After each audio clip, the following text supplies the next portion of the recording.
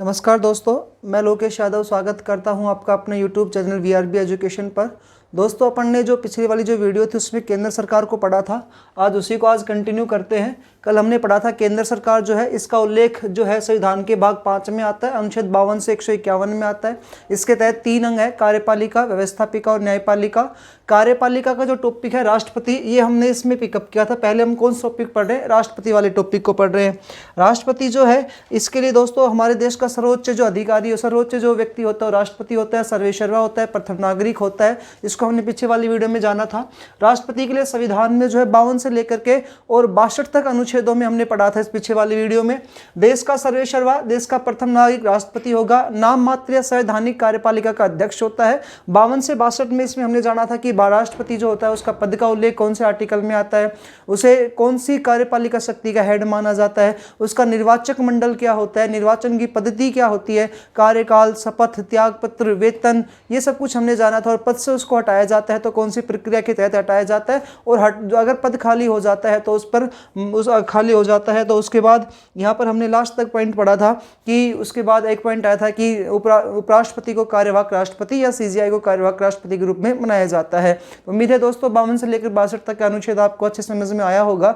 यदि दोस्तों आपको अच्छे लगते हैं तो वीडियोस को लाइक किया करो ताकि हमें और मोटिवेट मिले। आज इसी राष्ट्रपति चैप्टर को अपन दूसरे लेक्चर में स्टार्ट करने जा रहे हैं।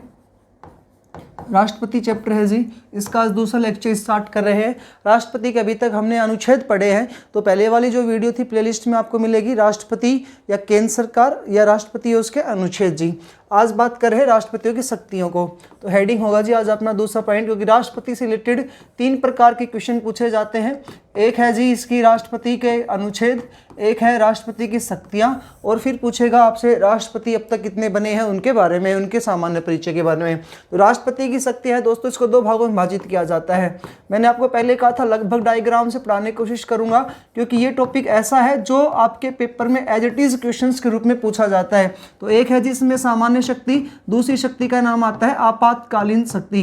राष्ट्रपति को संविधान में 2 प्रकार की शक्तियां प्राप्त होती है, एक है जी इसमें सामान्य शक्ति और दूसरी कौन सी आती है? आपातकालीन शक्ति। अब सामान्य शक्ति जो होती है ना, इसके कई पॉइंट्स आते हैं। पहले इसका पॉइंट आता है कार्यपालिका शक्ति, जिसको आपने अनुच्छेद 53 में पढ़ा था। केंद्र सरकार की कार्यपालिका का अध्यक्ष कौन होता है? राष्ट्रपति होता है। यह अनुच्छेद 53 में पीछे वाली वीडियो हमने जाना था। इस दोस्तों कार्यपालिका शक्ति के ही एक पॉइंट अलग से आता है, एक पॉइंट होता है इसमें कार्यपालिका शक्ति का ही एक अलग से भाग है जिसका नाम है नियुक्ति संबंधी शक्ति। यानी कि राष्ट्रपति किस किस की नियुक्ति करेगा, तो नियुक्ति संबंधी शक्ति है किस टॉपिक में? कार्यपालिका शक्ति का ही एक पॉइंट है। दूसरा इसमें पॉइंट आता है सैनिक संबंधी शक्ति। राष्ट्रपति के पास सैनिक संबंधी क्या शक्ति है, इसके बारे में अपन जानेंगे। और एक टॉपिक आता है इसमें राजनयिक संबंधी शक्ति। ये राजनयिक क्या होती है और इससे रिलेटेड राष्ट्रपति को क्या प्रकार शक्ति है, वो इस टॉपिक में हम कार्यपालिका शक्ति के अंतर्गत आता है। दूसरी शक्ति का जो नाम है दोस्तों, उसका नाम आता है विधायी शक्ति। राष्ट्रपति के पास विधायी शक्ति में क्या क्या आर्टिकल्स है, क्या क्या इंपॉर्टेंट पॉइंट्स है, वो इस चैप्टर में पढ़ेंगे, इस पॉइंट टॉपिक में आएगा। तीसरा शक्ति आती है जिसमें वित्तीय शक्ति। वित्तीय शक्ति, वित्तीय शक्ति। उसके बाद है जी 4 नंबर पे न्यायिक शक्ति। न्यायिक शक्ति, और इसमें 5वां पॉइंट आता है विशेष शक्ति।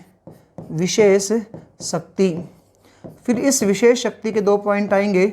एक पॉइंट होगा इसमें अध्यादेश जारी करने की शक्ति, अध्यादेश जारी करने की शक्ति। और दूसरा आता है जी इसमें विशेष शक्ति में जेबी वीटो या पॉकेट वीटो। जेबी वीटो या पॉकेट वीटो। दोस्तों आप कंटिन्यू ये वीडियोस देखते जाइएगा, कंटिन्यू अपने जितने भी नोट्स हैं उनको प्रॉपर तरीके से बनाइएगा, क्योंकि ये समझ लो पेपर में इनमें से क्वेश्चन आने ही आने हैं। इसके बाद दोस्तों आपातकालीन शक्तियाँ होती है 3 प्रकार की। एक शक्ति है जिसका नाम है जी अनुच्छेद 352। इस अनुच्छेद 352 का जो नाम होता है वो है राष्ट्रीय आपातकाल। यानी कि राष्ट्रपति की शक्तियों को 2 भागों में विभाजित किया गया है। एक शक्ति का नाम है सामान्य शक्ति, दूसरी शक्ति का नाम है जी आपातकालीन शक्ति। उसके बाद दूसरी इसमें आता है आपातकालीन में अनुच्छेद 356। अनुच्छेद 356 इसका जो नाम आता है वो है राज्यों में राष्ट्रपति शासन। राज्यों में राष्ट्रपति शासन, ये अनुच्छेद 356 का नाम है जी, राज्यों में राष्ट्रपति शासन। उसके बाद तीसरी शक्ति आती है इसमें अनुच्छेद 360 के तहत, अनुच्छेद 360। आज कंप्लीटली आपके टॉपिक मिलेगा इसमें प्लेलिस्ट में। राज्यों में राष्ट्रपति शासन 360 कहती है वित्तीय आपातकाल। कौन सा है जी? वित्तीय आपातकाल। तीसरी शक्ति आती है वित्तीय आपातकाल। तो राष्ट्रपति टॉपिक हेडिंग है अपना। इस राष्ट्रपति के टॉपिक को 3 प्रकार से क्वेश्चंस पूछे जाते हैं। पहला जो क्वेश्चन आता है वो राष्ट्रपति के अनुच्छेदों में से आता है, दूसरा क्वेश्चन पूछा जाता है राष्ट्रपति की शक्तियों से, और एक क्वेश्चन आएगा राष्ट्रपति के सामान्य परिचय से। दूसरा जो टॉपिक है वो टॉपिक का नाम है राष्ट्रपति की शक्तियां। 2 भागों में विभाजित होंगी, एक सामान्य शक्ति और दूसरी आती है जिसमें आपातकालीन शक्ति। आपातकालीन शक्ति को फिर 3 भागों में विभाजित किया गया, अनुच्छेद 352, 356, 360। ऐसे सामान्य शक्ति को पहले एक है कार्यपालिका शक्ति, जिसके अंतर्गत 3 प्रकार की शक्तियां हैं, नियुक्ति संबंधी शक्ति, सैनिक संबंधी शक्ति, राजनयिक संबंधी शक्ति। फिर है जी विधायी शक्ति, वित्तीय शक्ति, न्यायिक शक्ति, और फिर आती है इसमें विशेष शक्ति। इस विशेष शक्ति को 2 भागों में बांटा गया, अध्यादेश जारी करने की शक्ति, और दूसरी आती है जी इसमें जेबी विटो है, पॉकेट विटो की शक्ति भाई। ठीक है, स्टार्ट करते हैं जी अब इस सामान्य शक्ति को। सामान्य शक्ति में पहला हेडिंग होगा अपना कार्यपालिका शक्ति। कार्यपालिका शक्ति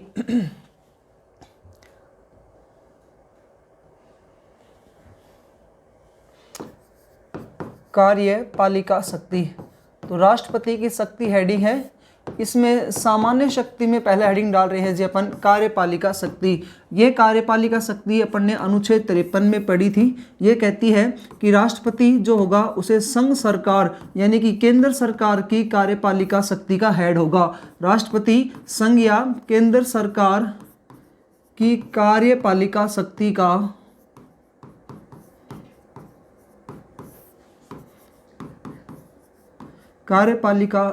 का प्रधान होगा, प्रधान या अध्यक्ष होगा, या किस में निहित की गई है? राष्ट्रपति में निहित की गई है। लेकिन इन शक्तियों का प्रयोग करने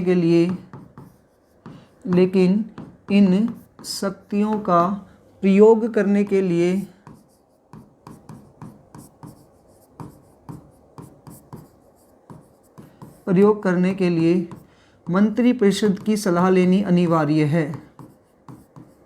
मंत्रिपरिषद की सलाह आवश्यक है।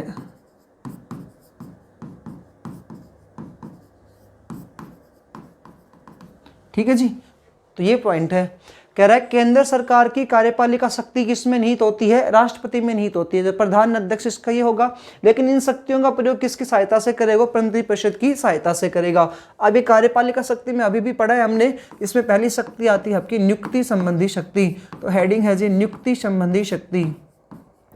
राष्ट्रपति की कार्यपालिका शक्ति के अंतर्गत पहली शक्ति आती है नियुक्ति संबंधी शक्ति। ये जो नियुक्ति संबंधी शक्ति है दोस्तों, ये कहती है कि राष्ट्रपति किस किस की नियुक्ति करता है। तो क्रमशः हम इनको देखते हैं।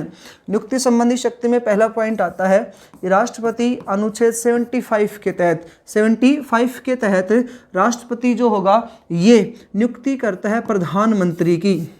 राष्ट्रपति पीएम की नियुक्ति करता है। ये पीएम कौन होगा? जो इस मंत्रिपरिषद का क्या होगा जी? प्रधान होगा। राष्ट्रपति प्रधानमंत्री की नियुक्ति करता है। पीएम यानी प्रधानमंत्री की नियुक्ति करता है, और प्रधानमंत्री के परामर्श से अन्य मंत्रियों की नियुक्ति करता है। प्रधानमंत्री के परामर्श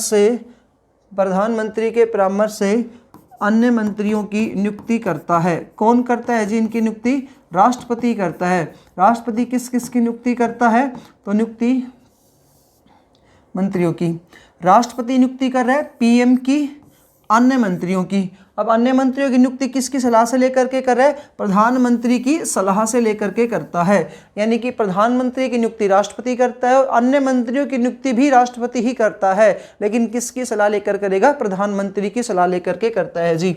उसके बाद दूसरा इसमें आर्टिकल आता है 76। ये कहता है कि राष्ट्रपति जो है महान्यायवादी की नियुक्ति करता है। महान्यायवादी, ये महान्यायवादी को ही कहा जाता है जी अटॉर्नी जनरल। ये केंद्र सरकार का या देश का सबसे बड़ा विधिवेत्ता है, सबसे बड़ा विधि अधिकारी है, कानून जानकार है या सबसे बड़ा वकील है। अटॉर्नी जनरल की नियुक्ति करता है। कौन करता है जी नियुक्ति? राष्ट्रपति करता है। कौन से आर्टिकल के तहत कर रहा है? 76 के तहत करता है। उसके बाद बात करें तो राष्ट्रपति जो होगा वो अनुच्छेद 124 के तहत जो सुप्रीम कोर्ट में जो जज होते हैं तो सुप्रीम कोर्ट के जजों की नियुक्ति करता है। सुप्रीम कोर्ट के जजों की नियुक्ति करता है।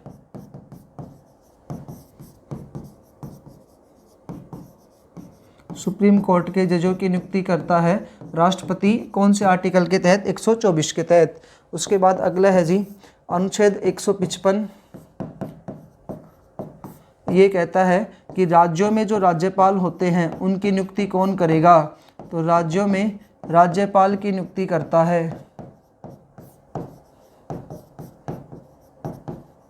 राज्यों में राज्यपाल की नियुक्ति करता है कौन? राष्ट्रपति। अगला पॉइंट अनुच्छेद 217। ये कहता है हाई कोर्ट के जो जज होते हैं यानी उच्च न्यायालय के जज, हाई कोर्ट के जजों की नियुक्ति, हाई कोर्ट के जजों की नियुक्ति भी कौन करता है भाई? राष्ट्रपति करता है। पॉइंट समझिएगा आप इसमें। अभी नियुक्ति संबंधी शक्ति हेडिंग है। प्रधानमंत्री की नियुक्ति राष्ट्रपति करता है, अन्य मंत्रियों की भी राष्ट्रपति करता है, लेकिन किसकी सलाह से करता है? प्रधानमंत्री की सलाह से करता है। जो अटॉर्नी जनरल होता है महान्यायवादी, इसकी नियुक्ति राष्ट्रपति करता है। कौन से आर्टिकल तहत करता है? 76 के तहत करता है। सुप्रीम कोर्ट के जजों की नियुक्ति भी राष्ट्रपति करता है। कौन से आर्टिकल तहत? 124 के तहत। उच्च न्यायालय के जजों की, हाईकोर्ट के जजों की नियुक्ति भी राष्ट्रपति करेगा 217 के तहत। राज्यों में राज्यपाल की नियुक्ति करता है जी ये अनुच्छेद 155 के तहत। आगे इसकी नियुक्ति में अगले पॉइंट देखते हैं कि 217 हो गया। उसके बाद है 217 के बाद 217 तक हो गए। अगला छठा पॉइंट आता है इसमें। 217 के बाद छठा पॉइंट है 280।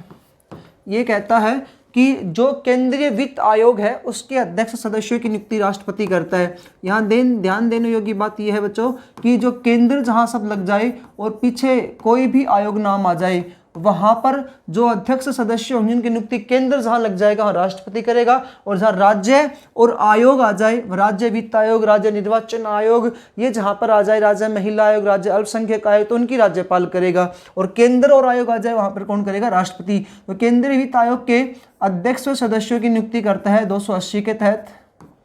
अध्यक्ष व सदस्यों की नियुक्ति करता है राष्ट्रपति 280 के तहत।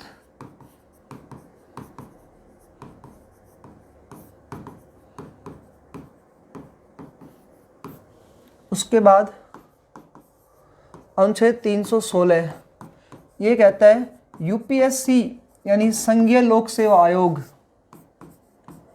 संघीय लोक सेवा आयोग, union public service commission, UPSC आयोग के अध्यक्ष व सदस्यों की नियुक्ति करता है।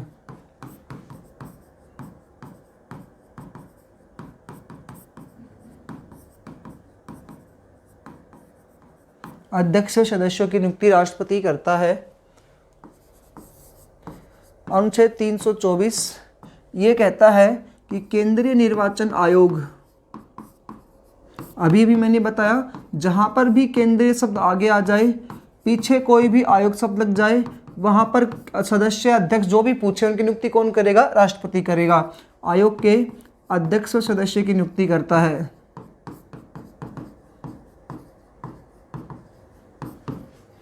आयोग के अध्यक्ष व सदस्य की नियुक्ति करता है जी राष्ट्रपति।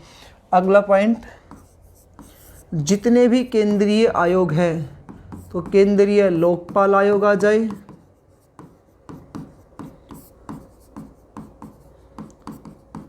केंद्रीय अल्पसंख्यक आ जाए,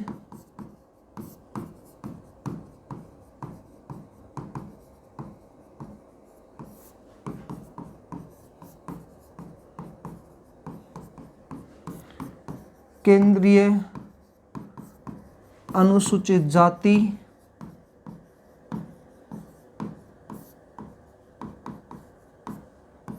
व केंद्रीय अनुसूचित जनजाति, यानी वो SC ये ST जनजाति, ये आयोग है सारे के सारे आयोग। केंद्रीय महिला वर्ग आयोग,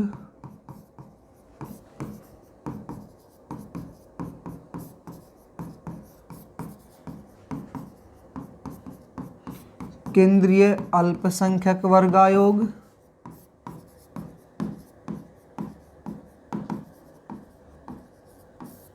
केंद्रीय अल्पसंख्यक वर्ग आयोग,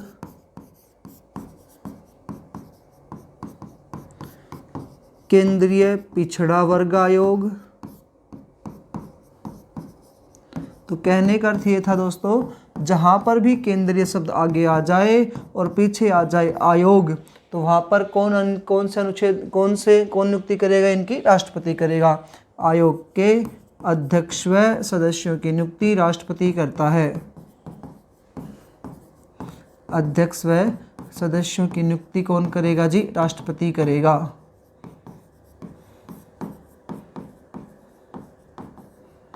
ठीक है जी, ये पॉइंट था नियुक्ति संबंधी शक्ति का। तो राष्ट्रपति की पहली शक्ति अपन ने पढ़ा है सामान्य शक्ति। इस सामान्य शक्ति में पहला पॉइंट आता है इसमें कार्यपालिका शक्ति। ये कहता है कि अनुच्छेद 53 केंद्र सरकार की कार्यपालिका शक्ति राष्ट्रपति में निहित होती है। उसके बाद कहता है केंद्र सरकार की जो कार्यपालिका शक्ति उसमें कौन कौन शक्ति आती है। तो पहली शक्ति हमने पढ़ी है नियुक्ति संबंधी शक्ति, और ये नियुक्ति संबंधी शक्ति हमें ये बताती है कि राष्ट्रपति जो होगा ना, ये किस किस की नियुक्ति करेगा। तो प्रधानमंत्री करेगा, अन्य मंत्रियों करेगा, लेकिन अन्य मंत्रियों में शर्त यहाँ पे लगे कि प्रधानमंत्री के परामर्श से करेगा।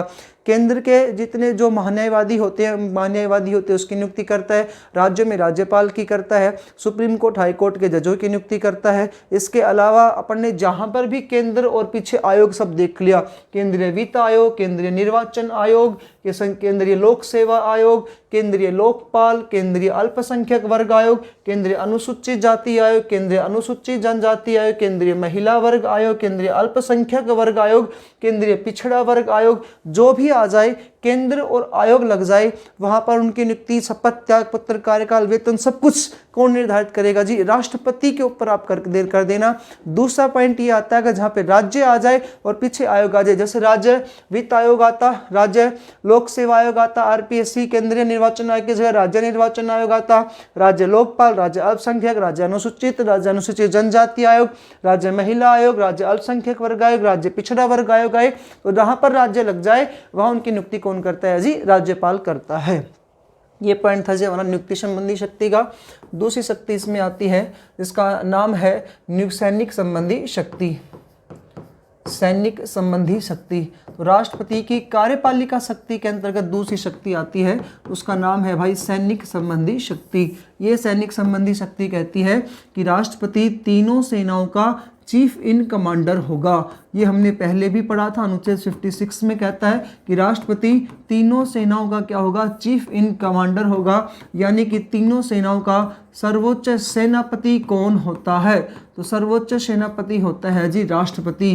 कौन सा, ये राष्ट्रपति की शक्ति के अंतर्गत आता है, सैनिक संबंधी शक्ति के अंतर्गत आता है।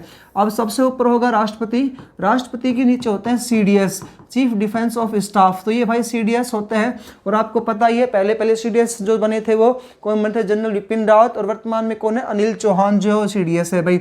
इनके नीचे अपनी तीनों सेनाएं आती है। पहली जो सेना है आपको पता है जल सेना, या अपन इसको कह सकते हैं नौसेना। जल सेना का जो अध्यक्ष होता है उसे क्या कहा जाता है, तो जल सेना के अध्यक्ष को बोलते हैं एडमिरल। जल सेना के अध्यक्ष को क्या बोलते हैं जी, एडमिरल, यानी कि प्रमुख। जल सेना का प्रमुख कौन हो गए, एडमिरल। उसके बाद कह रहा है दूसरी सेना है वायुसेना। वायुसेना, वायुसेना का जो प्रमुख होता है उसे कहा जाता है air chief of marshal. Air chief of martial.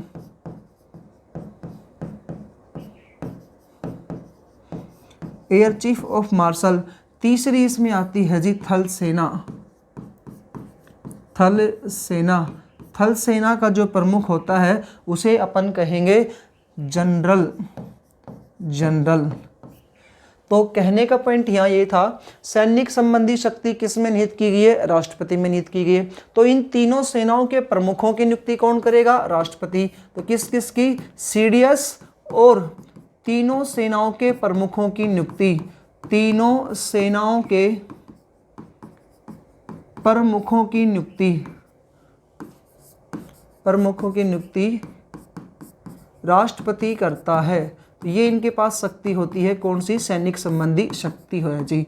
राष्ट्रपति तीनों सेनाओं के प्रमुखों की क्या करते हैं जी? नियुक्ति करते हैं। साथ ही साथ जो इनके ऊपर होता है सीडीएस, उनकी नियुक्ति भी कौन करता है? राष्ट्रपति करता है। ये शक्ति होती है सैनिक संबंधी शक्ति में।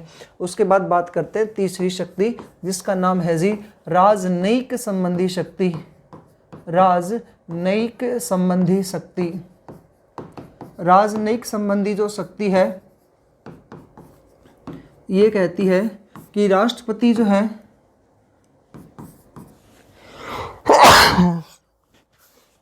राजनयिक संबंधी कहती है विदेशों में राजदूतों की नियुक्ति, विदेशों में राजदूतों की नियुक्ति कौन करेगा? राष्ट्रपति करेगा। विदेशों में किन की नियुक्ति करता है? राजदूतों की नियुक्ति राष्ट्रपति करता है। और विदेशों में दूतावासों की स्थापना करना। भाई आपने इंग्लिश में सुना होगा इनका नाम एम्बेसी, कई बार मूवी में भी इनका नाम आता है कि हमें दूसरे देश में जाना है तो एम्बेसीज में जाना पड़ेगा, वहाँ से आपको वीज़ा वगैरह जो भी ये सुविधाएं होती है वो। विदेशों में दूतावासों की स्थापना करना, विदेशों में दूतावासों की स्थापना करना किसका कार्य है जी? ये राष्ट्रपति का कार्य है। तो पॉइंट समझने योग्य यहाँ पर ये है, राष्ट्रपति के पास एक शक्ति है जिसका नाम आता है राजनयिक संबंधी शक्ति।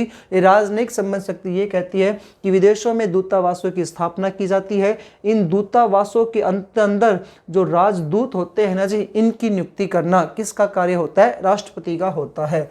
दूसरा इसमें यह कहता है कि विदेशों से संबंधित जितने भी विदेशों से संबंधित महत्वपूर्ण समझौते या जितने भी समझौते हैं, तो विदेशों से संबंधित समझौते राष्ट्रपति के नाम से ही होते हैं, राष्ट्रपति के नाम से ही होते हैं। विदेशों से संबंधित महत्वपूर्ण समझौते राष्ट्रपति के नाम से ही होते हैं, राष्ट्रपति के नाम से ही होते हैं। ये राजनयिक संबंधी शक्ति का ही पॉइंट है। तो दोस्तों ये आपका छोटा सा टॉपिक था। हमने स्टार्ट की सामान्य शक्ति। सामान्य शक्ति का पहला पॉइंट था कार्यपालिका शक्ति। जिस कार्यपालिका शक्ति के अंतर्गत 3 शक्ति आती है, तो कार्यपालिका शक्ति के अंतर्गत 3 शक्तियाँ कौन कौन सी आई थी? तो पहला पॉइंट आया इसमें नियुक्ति संबंधी शक्ति। राष्ट्रपति किस किस की नियुक्ति करेगा, ये टॉपिक आया इसमें, तो उसको हमने अच्छे से जाना है, नियुक्ति संबंधी शक्ति पॉइंट में पढ़ा है। दूसरी शक्ति जिसकी आई थी उसका नाम आया था कि ये जो है सैनिक संबंधी शक्तियाँ, ये किस प्रकार से राष्ट्रपति के अधीन होती है, ये पॉइंट था जी सैनिक संबंधी शक्ति का। तीसरी शक्ति जी इसमें हमने पढ़ी है राजनयिक संबंधी शक्ति। और राजनयिक जो संबंधी शक्ति है ये कहता है कि विदेशों में जितने भी समझौते होंगे किसके नाम से होते हैं? तो राष्ट्रपति के नाम से होते हैं। साथ ही साथ ये जो जितनी भी शक्तियाँ होती है, राजदूतों की नियुक्ति करना, इनमें दूतावासों की स्थापना करना कौन करता है? राष्ट्रपति करता है। ये टॉपिक था जी इनकी शक्तियों से संबंधित। जो पहली शक्ति थी कार्यपालिका शक्ति, उसके अंतर्गत दूसरी शक्ति आती है विधायी शक्ति। दूसरी शक्ति है जी विधायी शक्ति। विधायी शक्ति, इसमें पहला अनुच्छेद है 79। ये 79 जो है ये कहता है कि राष्ट्रपति संसद का अभिन्न अंग होगा। और मैंने चीख कर आपको बताया है बार बार कि संसद का अभिन्न अंग कौन होता है? राष्ट्रपति होता है। राष्ट्रपति संसद का अभिन्न अंग होगा, संसद का अभिन्न अंग होगा। ये सदन का सदस्य नहीं है, लेकिन क्या है? अभिन्न अंग है। ऐसा कौन से आर्टिकल में लिखा है? और अनेकों बार पेपर में क्वेश्चन पूछा जाता है, संसद का अभिन्न अंग कौन होता है? राष्ट्रपति होता है। और कौन से आर्टिकल में आता है? जी 79 में आता है। उसके बाद बात करते हैं दूसरे आर्टिकल की। ये कहता है अनुच्छेद 80 का 2। इसमें पॉइंट है कि राष्ट्रपति के द्वारा राज्यसभा में 12 सदस्यों को मनोनीत किया जाता है। राष्ट्रपति के द्वारा राज्यसभा में 12 सदस्यों को मनोनीत किया जाता है। और हमने कल जो पिछले वाली जो वीडियो बनाई थी उसमें हमने आपको पूर्ण तरीके से जब निर्वाचक मंडल पढ़ाया था तो उसमें अच्छे से आपको समझा दिया था। फिर से एक बार देख लेते हैं। राज्यसभा जो है, इस राज्यसभा की वर्तमान सीट कितनी है, राज्यसभा की अधिकतम सीट कितनी है, सब कुछ हमने इसको अच्छे से डिस्कस किया था। तो जी राज्यसभा की सीट कितनी आई थी 245, जिसको अपन ने 2 भागों में विभाजित किया था। एक थे निर्वाचित सदस्य और दूसरे आए थे इसमें मनोनीत सदस्य। एक है जी इसमें निर्वाचित सदस्य और दूसरे कौन से आते हैं मनोनीत सदस्य। मनोनीत जो सदस्य होते हैं इनकी संख्या बता रहा है, कितनी संख्या होती है तो 12 है इनकी संख्या। तो मनोनीत सदस्यों की संख्या कितनी आती है जी 12 सदस्य होते हैं मनोनीत होते हैं। निर्वाचित कितने होते हैं 233। फिर 233 को अपन ने 2 भागों में बांटा था, एक राज्यों से निर्वाचित सदस्य और दूसरे आते हैं जी यूटी से निर्वाचित। यूटी से 4 सदस्य आए थे, फिर इन चारों को फिर 2 भागों में विभाजित किया था अपन ने। एक दिल्ली से इनकी संख्या 3 आई थी और एक बांटा था जी पुडुचेरी से और पुडुचेरी संख्या इनकी आई थी 1। उसके बाद राज्यों से इनकी संख्या बचती है 229 सदस्य राज्यों से आते हैं। फिर बताया था सर्वाधिक सीट जो है यूपी से है क्योंकि यहाँ पे जनसंख्या के आधार पर 31 सीट निर्धारित की गई है। तो 80 का 2 ये कहता है राष्ट्रपति राज्यसभा में कितने सदस्यों को मनोनीत करता है 12। अब इनके क्षेत्र, जब मूल संविधान लागू हुआ था, मूल संविधान जब बना था उसमें कितने सदस्यों को मनोनीत करता था 12 को ही करता था, लेकिन क्षेत्र कितने थे 4। कितने क्षेत्रों में मनोनीत करता था जी 4। लेकिन वर्तमान संविधान में कितने क्षेत्रों में मनोनीत करते हैं जी 5 क्षेत्रों में मनोनीत करता है। तो पहला क्षेत्र आता है कला, उसके बाद आता है जी विज्ञान के बाद आता है साहित्य के बाद आता है इसमें समाज सेवा। इन 4 क्षेत्र पहले मूल संविधान में थे जिनमें राष्ट्रपति इनको मनोनीत करता था, ये मूल संविधान के हैं। और खेल जो है 2014 में जोड़ा गया है और खेल से मनोनीत होने वाले एकमात्र राज्यसभा में पहुंचने वाले हैं, आपको पता ही है, सचिन तेंदुलकर जी। ठीक है भाई। तो 80 का 2 कहता है राज्यसभा में 2 सदस्यों को क्या किया जाता है 12 सदस्यों को क्या किया जाता है मनोनीत किया जाता है। उसके बाद इनकी नेक्स्ट शक्ति आती है, वो कहती है कि राज्यसभा जो है उसके बाद लोकसभा में भी मनोनीत करते हैं। तो लोकसभा में जो है राष्ट्रपति मनोनीत करता है, राष्ट्रपति के द्वारा लोकसभा में 2 एंग्लो इंडियन जिन्हें आंग्ल भारतीय समुदाय का भी कहा जाता है। इसका अर्थ हमने बताया था, एक ऐसी संतान जिसके माता पिता में से एक भारत का हो और एक कहाँ का हो विदेश का। तो आंग्ल भारतीय समुदाय के सदस्यों को 2 एंग्लो इंडियन या आंग्ल भारतीय समुदाय के सदस्यों को मनोनीत किया जाता है।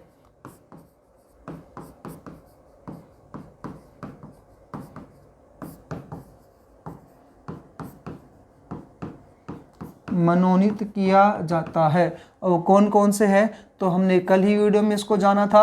राज्यसभा की सीट 500, लोकसभा की सीट 545 थी, वो इसको अपने 2 भागों में विभाजित किया। एक था जी निर्वाचित सदस्य और एक था भाई इसमें मनोनीत सदस्य। निर्वाचित सदस्य संख्या जो थी 543 थी, मनोनीत सदस्यों की संख्या जो है ये 2 आई थी और मनोनीत सदस्य 2 जो होते थे उनको एंग्लो इंडियन कहा जाता है। अब क्या हुआ, नरेंद्र मोदी की सरकार के द्वारा इन एंग्लो इंडियन के पद को क्या कर दिया गया, समाप्त कर दिया गया। इनमें से भी फिर अपने राज्यों से विभाजित किया था निर्वाचित सदस्य और एक किया इसमें यूटी से संख्या इनकी 13 थी और राज्यों से इनकी संख्या जो थी 530 थी जी। ये कह रहा है 331 राष्ट्रपति के द्वारा लोकसभा में 2 एंग्लो इंडियन या आंग्ल भारतीय समुदाय के सदस्यों को मनोनीत किया जाता था। तो इनको कौन मनोनीत करता था, राष्ट्रपति करता था। लेकिन क्या हुआ, नरेंद्र मोदी सरकार के द्वारा एंग्लो इंडियन का पद क्या कर दिया गया जी, समाप्त कर दिया गया है। अगला अनुच्छेद 331 के बाद अगला जो आर्टिकल है ये कहता है, अब आप कंटिन्यू इनको देखते जाइएगा और समझ में आपको आते जाएंगे। 85 आर्टिकल है। 85 आर्टिकल जो है ना जी, ये क्या कहता है कि राष्ट्रपति के द्वारा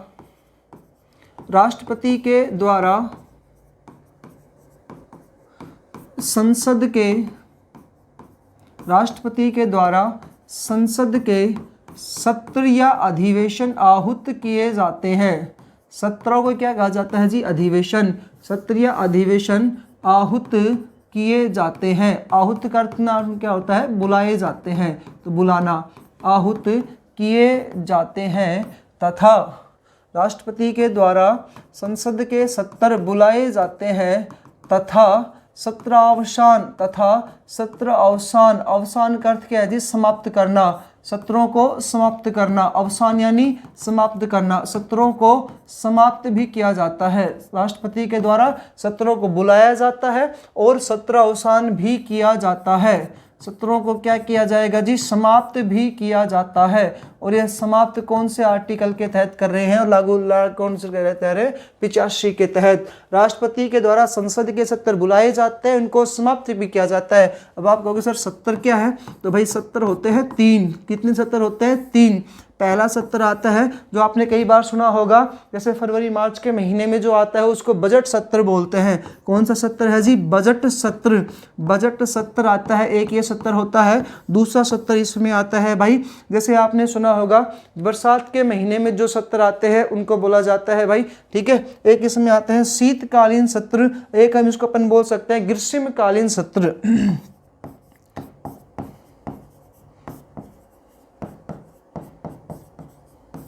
और एक है इसमें भाई शीतकालीन सत्र।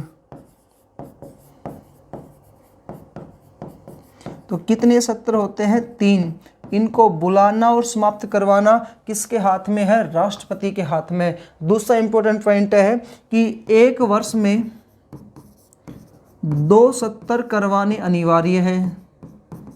एक वर्ष में 2 सत्र करवाने अनिवार्य है तथा देखो पॉलिटी में छोटे छोटे क्वेश्चन पूछे जाते हैं। एक वर्ष में कितने सत्र करवाए जा सकते हैं? 2। तथा दो सत्रों में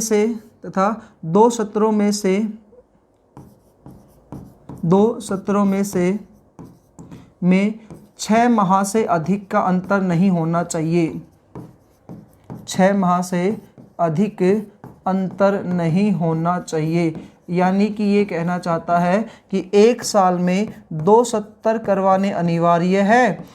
कोई से भी 2 करवा लो, 2 तो करवाने ही होंगे। मान लो बजट करवा दिया, ग्रीष्म नहीं करवाया, तो आप क्या कर सकते हैं? शीतकालीन सत्र बुला सकते हैं। और एक सत्र के 2 माह के फिर 6 माह से अधिक का अंतर इसमें नहीं होना चाहिए। तो एक साल में कितने करवाने अनिवार्य हैं? 2। यदि तीनों हो जाते हैं तो 4 महीने के हिसाब से तीनों करवा सकते हैं। संसद के सत्र बुलाना, संसद के सत्रों को समाप्त करना किसका कार्य होता है? राष्ट्रपति का होता है। अगला अनुच्छेद है 86। राष्ट्रपति के द्वारा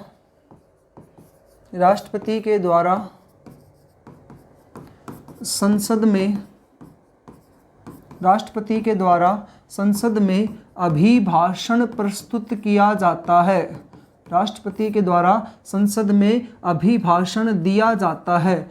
राष्ट्रपति जो होगा संसद यानी राज्यसभा और लोकसभा में क्या देता है? अभिभाषण देता है, जो कि केंद्रीय मंत्रिमंडल के द्वारा तैयार करके दिया जाता है। जो कि केंद्रीय मंत्रिमंडल के द्वारा तैयार करके दिया जाता है। यानी कि राष्ट्रपति वहाँ भाषण देगा, वो किसके द्वारा तैयार करके दिया हुआ होगा? तो केंद्रीय मंत्रिमंडल के द्वारा तैयार करके दिया हुआ होगा। उसके बाद अगला अनुच्छेद आता है 87। ये कहता है राष्ट्रपति, देखिएगा वहाँ पर अभिभाषण था, अब यहाँ पर विशेष भाषण आ गया। दोनों में अंतर है, इसलिए पेपर में पूछेगा अभिभाषण कहाँ प्रस्तुत किया जाता है और विशेष भाषण कहाँ प्रस्तुत किया जाता है। राष्ट्रपति के द्वारा संसद में विशेष भाषण दिया जाता है। विशेष भाषण दिया जाता है। अंतर आप यहीं से समझ सकते हो। विशेष भाषण दिया जाता है, विशेष भाषण दिया जाता है जो कि नई लोकसभा की प्रथम बैठक, ये विशेष भाषण कब देगा? नई लोकसभा की प्रथम बैठक पर। नई लोकसभा की प्रथम बैठक पर। नई लोकसभा की प्रथम बैठक पर और नए सत्र पर या नए जो वार्षिक जो अपना सत्र नए साल पर है ना जी, नया जब वार्षिक नया साल लगता है तो नव वर्ष पर नए साल वाले दिन, और साथ ही साथ ये नई लोकसभा की प्रथम बैठक होती है, उस दिन राष्ट्रपति क्या करता है, विशेष भाषण प्रस्तुत करता है। तो ये इनके पॉइंट थे। ये जो पॉइंट है जी, ये कह रहा है 86 और 87 जो है ये कहता है कि राष्ट्रपति के द्वारा इसमें क्या किए जाते हैं, विशेष भाषण प्रस्तुत किए जाते हैं। 86-87 के बाद बात करते हैं अगले आर्टिकल की। अगला आर्टिकल का नाम आता है 103। ये कहता है कि राष्ट्रपति संसद के सदस्यों की अयोग्यता का निर्धारण करता है। संसद के सदस्यों की अयोग्यता का निर्धारण करता है। तो अयोग्यता का निर्धारण कौन से आर्टिकल के तहत किया जाता है, 103 के तहत किया जाता है। और इनकी सहायता करेंगे लोकसभा के अध्यक्ष। अयोग्यता का निर्धारण किया जाता है, ये सबसे इम्पोर्टेंट है जी। 108 ये कहता है राष्ट्रपति जब किसी विधेयक को लेकर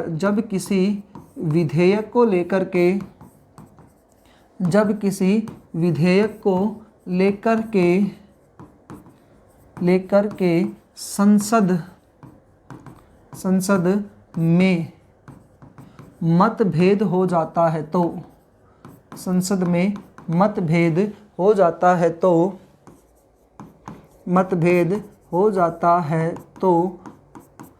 जब इसको यहाँ से हटाता हूँ, तो जब संसद में किसी विधेयक को लेकर के मतभेद हो जाता है तो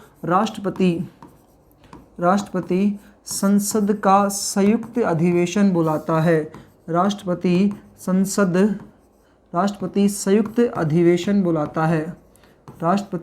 संयुक्त अधिवेशन बुलाता है। वहाँ पे अभी पढ़े थे अपने 3 सत्रीय अधिवेशन, वो थे बजट सत्र, ग्रीष्म सत्र और शीतकालीन सत्र। ये कह रहा है संयुक्त अधिवेशन किसके, संसद के, यानी कि राज्यसभा और लोकसभा दोनों को बिठाया जाता है जी। यहाँ पर संयुक्त अधिवेशन बुलाता है, संसद का संयुक्त अधिवेशन बुलाता है। कौन से आर्टिकल के तहत आता है, 108 के तहत आता है। संयुक्त अधिवेशन कौन बुलाएगा, राष्ट्रपति। लेकिन इस संयुक्त अधिवेशन की अध्यक्षता कौन करेगा, संयुक्त अधिवेशन की जो अध्यक्षता है वो लोकसभा का अध्यक्ष करता है। संयुक्त अधिवेशन की अध्यक्षता कौन करता है जी, लोकसभा का अध्यक्ष करता है। ठीक है भाई। अगला पॉइंट आता है 109 ये कहता है राष्ट्रपति की पूर्व अनुमति के बाद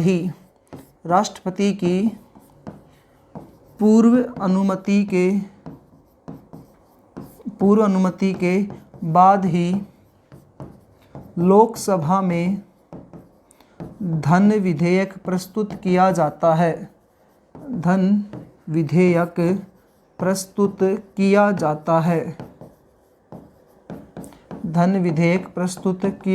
है।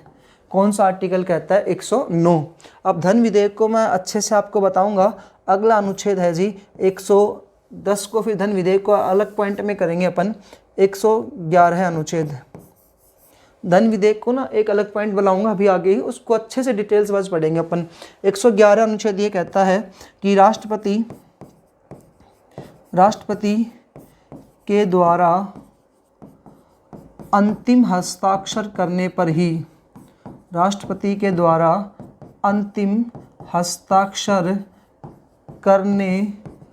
पर ही कोई विधेयक पारित होता है। ये याद रखिएगा, इम्पोर्टेंट है ये 111। कोई भी विधेयक तभी पारित माना जाएगा जब उस पर अंतिम हस्ताक्षर कौन करेगा, राष्ट्रपति करेगा। और ये विधेयक 2 प्रकार के होते हैं, सामान्य विधेयक और दूसरा आता है जी वित्त विधेयक या धन विधेयक। इसको अच्छे से पढ़ेंगे अपन। 112 अनुच्छेद ये कहता है धन विधेयक और सामान्य विधेयक, ये सब कुछ आपके सामने टॉपिक वाइज आगे आएगा। जब संसद के सत्र नहीं चल रहे हो, संसद के सत्र नहीं चल रहे हो, संसद के सत्र नहीं चल रहे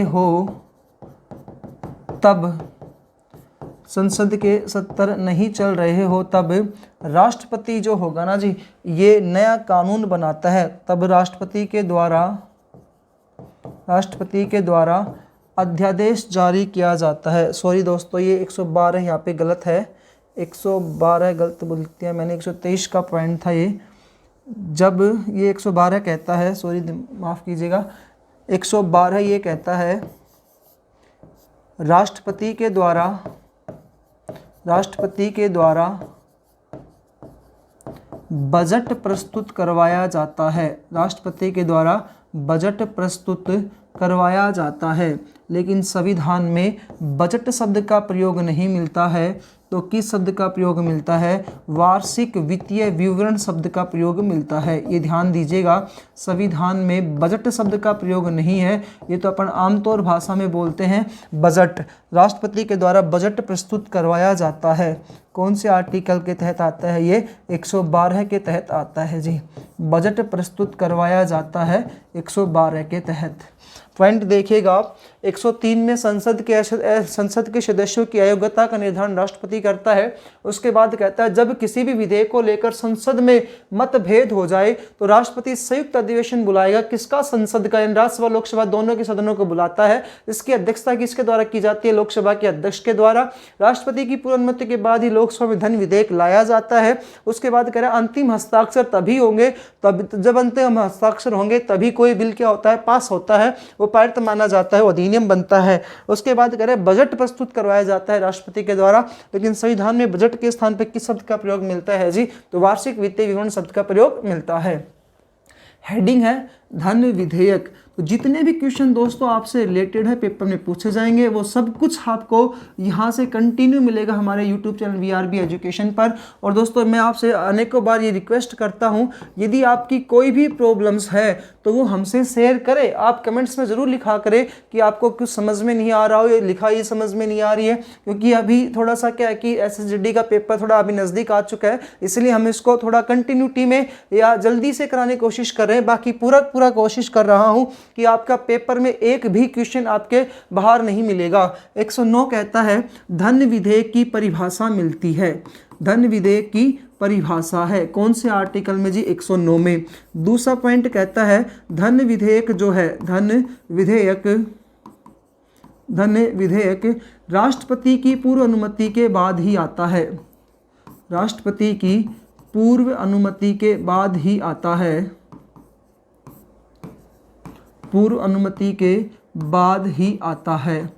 अब पूर्व अनुमति देंगे तो इसका अर्थ है कि राष्ट्रपति इसको स्वीकृति देगा। तो धन विधेयक राष्ट्रपति की स्वीकृति के बाद ही आता है। स्वीकृति के बाद ही आता है। नेक्स्ट पॉइंट कहता है धन विधेयक जो होगा, ये जो धन विधेयक है इस पर राष्ट्रपति अनुमति देगा तभी आएगा। राष्ट्रपति की पूर्व स्वीकृति के बाद ही क्या किया जाता है? प्रवेश किया जाता है। अब धन विधेयक को कहाँ पर पेश किया जाएगा? तो धन विधेयक को लोकसभा में पेश किया जाता है। धन विधेयक को कहाँ पेश किया जाता है जी? लोकसभा में पेश किया जाता है। किसके द्वारा पेश किया जाता है? तो वित्त मंत्री के द्वारा। किसके द्वारा जी? पेश किया जाता है वित्त मंत्री के द्वारा। धन विधेयक को लोकसभा में वित्त मंत्री के द्वारा पेश किया जाता है। नेक्स्ट पॉइंट ये कहता है ये जो धन विधेयक आया है लोकसभा में पेश किया गया, कौन पेश कर रहा है इसको? वित्त मंत्री पेश कर रहा है। लेकिन अब आगे पॉइंट क्या कह रहा है? 110 आर्टिकल ये कहता है इसको परिभाषित और प्रमाणित कौन करेगा? धन विधेयक को परिभाषित व प्रमाणित किया जाता है। प्रमाणित किया जाता है। तो धन विधेयक को परिभाषित प्रमाणित करने वाले जो हैं वह लोकसभा के अध्यक्ष किया जाता है। लोकसभा के अध्यक्ष के द्वारा इसको प्रमाणित या परिभाषित किया जाता है। दूसरा पॉइंट इसी में कहता है कि धन विधेयक पर प्रथम हस्ताक्षर कौन करेगा? धन विधेयक पर परिभाषित और प्रमाणित करने के बाद इस पर प्रथम हस्ताक्षर किया जाता है। किसके द्वारा? लोकसभा के अध्यक्ष के द्वारा इस पर क्या किया जाएगा जी? प्रथम हस्ताक्षर किया जाएगा। और अभी हमने पढ़ाई है 111, चाहे धन विधेयक हो चाहे सामान्य विधेयक हो, वो तब तक पारित नहीं माना जाता जब तक उस पर राष्ट्रपति हस्ताक्षर ना कर दे। तो धन विधेयक पर अंतिम हस्ताक्षर ये कौन करेगा जी? राष्ट्रपति करता है। कोई भी बिल हो वो तब तक पारित नहीं माना जाएगा जब तक उस पर अंतिम हस्ताक्षर राष्ट्रपति नहीं कर देता, तब तक पारित नहीं माना जाता है। तो पॉइंट समझिएगा। धन विधेयक, धन विधेयक की परिभाषा कौन से आर्टिकल में? 109 में। किसकी पूर्व अनुमति से आता है? राष्ट्रपति की पूर्व अनुमति से। किसकी स्वीकृति के बाद आता है? राष्ट्रपति की स्वीकृति के बाद आता है। इसको कहां पर पेश किया जाता है? लोकसभा में। पेश कौन करेगा? वित्त मंत्री करेगा। इसको परिभाषित और प्रमाणित कौन करेगा? तो लोकसभा का अध्यक्ष करेगा। उस पर प्रथम हस्ताक्षर कौन करेगा? लोकसभा का अध्यक्ष करेगा। और जी अंतिम हस्ताक्षर कौन करेगा? राष्ट्रपति करेगा। उसके बाद एक पॉइंट और बचता है अपना इसमें, अनुच्छेद 123। ये चलो विशेष शक्ति में पढ़ेंगे अब अनुच्छेद 123 को। ये थी आपकी विधायी शक्ति। अब बात करते हैं वित्तीय शक्ति की। वित्तीय शक्ति, तीसरी शक्ति आती है जी वित्तीय शक्ति। ये वित्तीय शक्ति कहती है कि देश की या केंद्र सरकार की, देश की या केंद्र सरकार की संचित निधि, संचित निधि, एक खजाना होता है जी जिसका क्या नाम है? संचित निधि। और एक खजाना होता है उसका नाम है आकस्मिक निधि। क्या नाम है भाई? आकस्मिक निधि। देश की संचित निधि व आकस्मिक निधि, ये दोनों किसके अंदर निहित की गई है? राष्ट्रपति में निहित होती हैं। ये दोनों किस में निहित है जी? राष्ट्रपति में निहित है। तो देश की संचित निधि व आकस्मिक निधि राष्ट्रपति में निहित है। ऐसा वित्तीय शक्ति में अपने को देखने को मिलता है। दो प्रकार के खजाने होते हैं, संचित निधि, दूसरा होता है आकस्मिक निधि। जितने भी संवैधानिक पदाधिकारी हैं उनको वेतन कौन से खजाने में से दिया जाता है? संचित खजाने में से जाता है। यदि प्राकृतिक आपदा आती है तो कौन से पैसे खर्च किया जाता है? आकस्मिक निधि के पैसे खर्च किया जाता है। जो केंद्र सरकार की जो आकस्मिक निधि होती है इसमें 500 करोड़ रुपए रखना अनिवार्य होता है। तो आकस्मिक निधि में कितने पैसे रखे हुए हैं जी? 500 करोड़ रुपए रखे गए। ऐसे ही राज्य सरकार में भी होती है। तो राज्य सरकारों में भी 28 के 28 राज्य विधानसभाओं में भी संचित निधि और आकस्मिक निधि है, लेकिन वो किसके अधीन आ जाएगी? तो राज्यपाल के अधीन आएगी। दूसरा पॉइंट कहता है आकस्मिक निधि में 28 राज्यों की आकस्मिक निधि में 50 करोड़ रुपए रखने अनिवार्य है। उसके बाद बात करते हैं जी इनकी न्यायिक शक्ति। चौथी शक्ति का नाम है न्यायिक शक्ति। भाई टॉपिक बड़ा है लेकिन आप ये समझ लो कि पेपर में इतना इंपॉर्टेंट है कि आप जिसका कोई जवाब नहीं है भाई, है ना।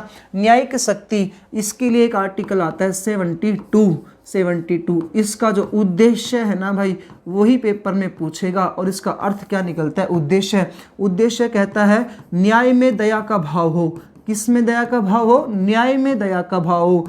यानी कि न्यायपालिका के द्वारा जो हमें सजा सुनाई जाती है ना, उस न्याय में किसकी भावना आनी चाहिए? दया की भावना आनी चाहिए। तो इसका अर्थ ये निकला, उद्देश्य ये था।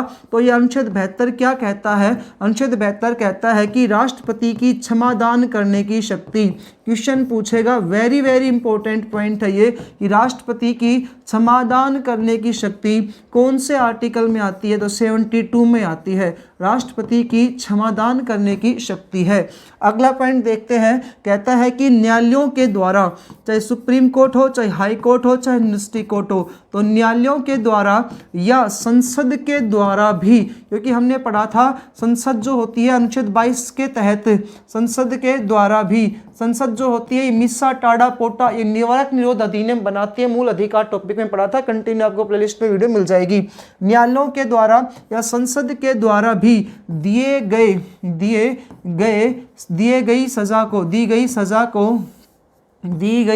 सजा को कम व माफ कर सकता है।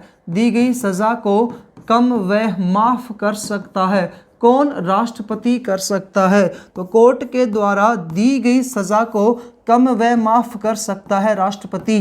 कौन से आर्टिकल में ऐसा लिखा है? 72 में लिखा है। नेक्स्ट पॉइंट ये कहता है कि राष्ट्रपति जो होगा ये फांसी की सज़ा को टालने भी सकता है। क्वेश्चन पूछेगा, फांसी की सज़ा को टालने का अधिकार किसे है? तो फांसी की सज़ा को कम व माफ़ करने का अधिकार भी राष्ट्रपति के पास ही है। कम व माफ़ करने का अधिकार, तो यह अनुच्छेद 72 आता है इनकी न्यायिक शक्ति के अंतर्गत। तो किसके पास है जी? ये राष्ट्रपति के पास है कम व माफ़ करने का अधिकार। नेक्स्ट बात करते हैं अनुच्छेद 72 के बाद अगला अनुच्छेद आता है न्यायिक शक्ति में। दूसरा पॉइंट है 124। इसको अभी हमने पढ़ा था न्यायिक नियुक्ति संबंधी में भी। ये न्यायिक नियुक्ति जो सुप्रीम कोर्ट होते हैं उनके जजों की नियुक्ति कौन करता है? राष्ट्रपति करता है। ये 124 में पढ़ा था। उसके बाद 100 अनुच्छेद आता है जी 143। ये 143 कहता है कि राष्ट्रपति की सलाह मांगने की शक्ति, राष्ट्रपति की सलाह मांगने की शक्ति है।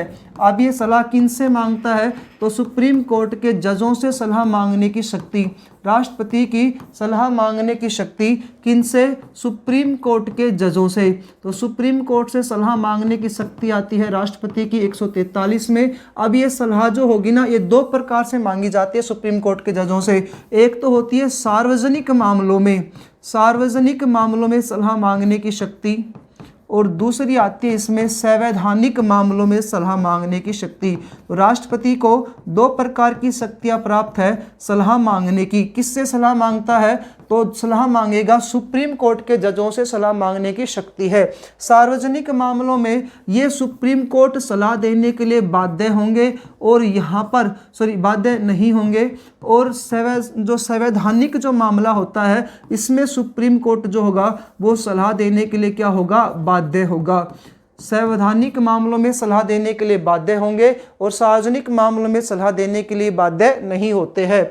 और राष्ट्रपति जो होगा इनके द्वारा दी गई सलाह को मानने के लिए बाध्य नहीं होता है, लेकिन सलाह मांगने की शक्ति आती है 143 में।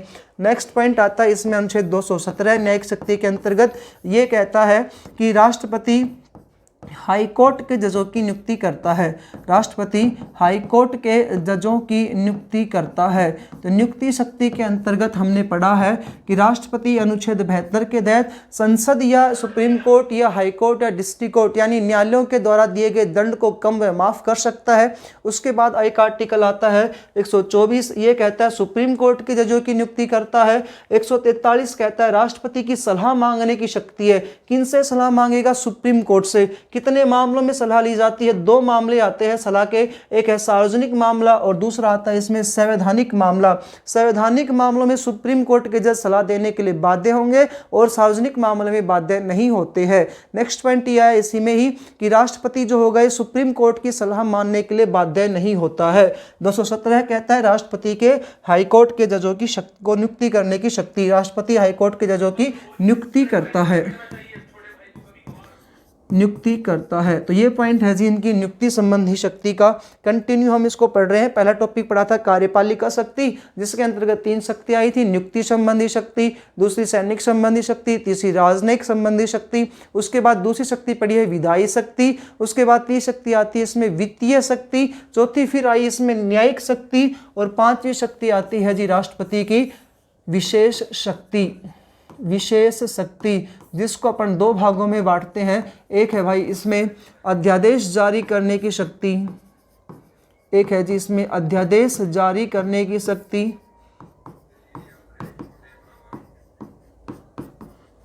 अध्यादेश जारी करने की शक्ति, और दूसरी आती है इसमें जेबी वीटो या पॉकेट वीटो की शक्ति। जेबी वीटो या पॉकेट वीटो पावर। तो इसके तहत इनको 2 प्रकार की शक्तियां प्राप्त है। इन शक्तियों को देखिएगा। अध्यादेश क्या कहता है? जब संसद के सत्र नहीं चल रहे हो, तो अध्यादेश क्या होता है वो समझिएगा। जब संसद के सत्र या अधिवेशन नहीं चल रहे हो, और सत्र और अधिवेशन को अभी हमने पढ़ा था। ये सत्र और अधिवेशन जो 85 में आते हैं वो पढ़े थे अभी, बजट सत्र, ग्रीष्म सत्र और शीतकालीन सत्र। कह रहा है राष्ट्रपति के बारे में, जब संसद के सत्र या अधिवेशन नहीं चल रहे हो तो, और राष्ट्रपति को ऐसा लगे कि अभी कोई कानून बनाना जरूरी है, चल रहे हो तो राष्ट्रपति के द्वारा नया कानून बना दिया जाता है। राष्ट्रपति के द्वारा नया कानून बना दिया जाता है। और हमने अभी पहले एक पढ़ा था कि व्यवस्थापिका कानून बनाती है, और व्यवस्थापिका जो होती है वो संसद होती है। जब संसद ही काम नहीं कर रही होगी, संसद के सत्र अधिवेशन नहीं हो रहे होंगे, तो कोई नया कानून बनाना ही क्या कहलाता है? अध्यादेश। ये नया कानून कौन बनाएगा? राष्ट्रपति बनाएगा। तो राष्ट्रपति के पास एक विशेष शक्ति होती है, इसका नाम है अध्यादेश जारी करने की शक्ति। अध्यादेश क्या होता है कि जब संसद के सत्र नहीं हो रहे हो तो राष्ट्रपति के द्वारा एक नया कानून बना दिया जाता है। उस नए कानून को क्या नाम दिया जाता है? अध्यादेश। अब पॉइंट समझिएगा, इस अध्यादेश की अवधि, इस अवधि को, अध्यादेश जो है ये कितने समय तक लागू रह सकता है? जो नया कानून बनाया कितने समय तक लागू रह सकता है? तो कह रहे हैं अधिकतम तो यह लागू रह सकता है 6 माह व 6 सप्ताह तक। तो अधिकतम कब तक लागू रहेगा? 6 माह व 6 सप्ताह तक लागू रह सकता है। और न्यूनतम कहता है, न्यूनतम ये लागू रहेगा केवल 6 सप्ताह तक। 6 माह इसलिए कहा अपन ने क्योंकि अभी पढ़ा था कि संसद के 3 सत्र होते हैं, बजट सत्र, ग्रीष्मकालीन सत्र और शीतकालीन सत्र। ये जो तीनों सत्र है ना, इनमें दो में 6 माह से अधिक का अंतर नहीं होना चाहिए। तो 6 माह तक अगर कानून नहीं अगर सरकार नहीं, संसद नहीं आती है, सत्र नहीं होते हैं, तो 6 माह बाद ये अपने आप क्या हो जाता है? समाप्त भी हो सकता है या इसको लागू भी किया जा सकता है। नेक्स्ट शक्ति आती है जेबी वीटो या पॉकेट वीटो। इसको आप अच्छे से समझिएगा भाई। मैं कहता हूं कि कोई भी अधिनियम होता है, कोई भी विधेयक है, तो विधेयक जो होते हैं इन्हीं को अपन बिल भी बोल सकते हैं। जैसे आपने सुना होगा कृषि कानून बिल, तो इस प्रकार से। अब विधेयक 2 प्रकार का होता है। एक जो विधेयक होता है वो होता है सामान्य विधेयक। तो विधेयक 2 प्रकार के होते हैं, बिल 2 प्रकार के होते हैं, सामान्य विधेयक और दूसरा इसमें आता है वित्त विधेयक, या इसको बोल सकते हैं अपन धन विधेयक। अभी धन विधेयक को पूरा अपन ने इसको कंप्लीट किया था। सामान्य विधेयक, अब सामान्य विधेयक जो होता है ये संसद के द्वारा पेश किया, संसद जो होती है ये पेश करेगी इसको। सामान्य विधेयक को कौन पेश करेगी? संसद। अब संसद में इसको पारित भी करना पड़ेगा। कितने सदन करेंगे? दोनों सदन करेंगे। राज्यसभा भी पारित करेगी, लोकसभा भी। कितने बहुमत से पारित करेगी? 2/3 से। जैसे ही राष्ट्रपति के पास 2/3 बिल से कोई भी बिल आता है तो वो अभी विधेयक ही है। तो पॉइंट समझिएगा, विधेयक 2 प्रकार के होते हैं, सामान्य विधेयक और धन विधेयक। राष्ट्रपति के पास कोई सामान्य विधेयक आया तो राष्ट्रपति के पास सामान्य विधेयक किसने भेजा? संसद ने। संसद कौन है? राज्यसभा और लोकसभा के 2/3 सदस्य, 2/3 राज्यसभा के, 2/3 लोकसभा के। इन दोनों सदनों ने जब 2/3 बिल से कोई बिल पारित कर दिया तो ये जो बिल है ना 112 के तहत अंतिम हस्ताक्षर करवाने के लिए किसके पास जाएगा? राष्ट्रपति के पास जाएगा। तो राष्ट्रपति के पास क्या शक्ति होती है? वही पॉइंट है ये। राष्ट्रपति के पास शक्ति होती है या तो इसको हस्ताक्षर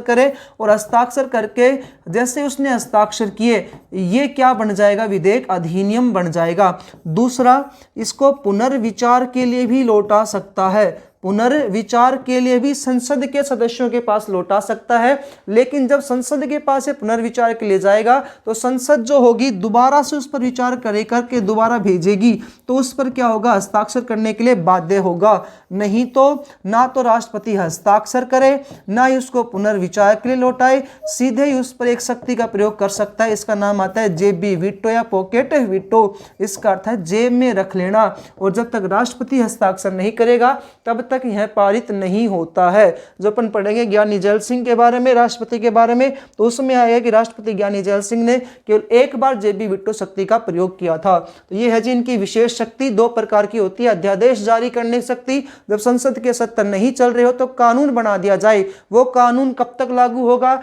न्यूनतम 6 सप्ताह तक, अधिकतम 6 माह व 6 सप्ताह तक।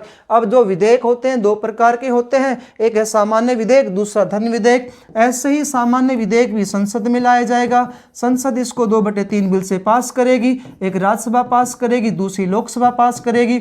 इन दोनों ने 2/3 बिल से पास किया। पास करने के बाद ये किसके पास गया? राष्ट्रपति के पास, और राष्ट्रपति उस पर हस्ताक्षर कर देता है तो बिल पास हो जाता है। राष्ट्रपति उस पर पुनर्विचार के लिए भेजेगा तो ये पास नहीं होगा, बाध्य। दोबारा से अगर पुनर्विचार के बाद एज इट इज भेजे या उसमें कुछ सुधार करे तो बाध्य होता है हस्ताक्षर करने के लिए, और सीधा ही उसको जेब में रख ले बिना हस्ताक्षर के और बिना पुनर्विचार के लौटाई, तो ये क्या होता है? जेबी वीटो या पॉकेट वीटो पावर होती है। एक पॉइंट और समझिएगा, 24वें संविधान संशोधन 1971 में, 24वें संविधान संशोधन 1971 में प्रधानमंत्री थी इंदिरा गांधी। तो प्रधानमंत्री इंदिरा गांधी ने ये कहा कि राष्ट्रपति संसद के द्वारा लाए गए किसी भी विधेयक पर हस्ताक्षर करने के लिए क्या होगा, बाध्य होगा। तो 24वें संविधान संशोधन 1971 के तहत इंदिरा गांधी ने कहा कि राष्ट्रपति जो होगा ये संसद में कोई भी विधेयक लाया गया है इस पर हस्ताक्षर करने के लिए क्या होगा, बाध्य होगा। नेक्स्ट पॉइंट आया 44वें संविधान संशोधन 1978 में। 44वें संविधान संशोधन 1978 में राष्ट्रपति ने कहा, 44वें संविधान संशोधन 1978 में 44वें संविधान संशोधन 1978 में प्रधानमंत्री बने मोरारजी देसाई। उन्होंने कहा राष्ट्रपति के पास जो पुनर्विचार के लिए भेजा जाएगा ना, और पुनर्विचार के बाद जब आया तब राष्ट्रपति हस्ताक्षर करने के लिए बाध्य होगा, नहीं तो राष्ट्रपति हस्ताक्षर करने के लिए बाध्य नहीं होगा। तो ये पॉइंट था आपका हस्ताक्षर करना, पुनर्विचार के लिए लौटाना और जेबी वीटो पावर का। ये टॉपिक था जी राष्ट्रपति की सामान्य शक्तियों का। अगली जो वीडियो आएगी उसमें हम पढ़ेंगे राष्ट्रपति की आपातकालीन शक्तियाँ। यदि दोस्तों आपको अच्छी लगती है वीडियोज़ तो लाइक करें, चैनल को सब्सक्राइब करें। मिलते हैं दोस्तों अगली वीडियो में। जय हिंद, जय भारत।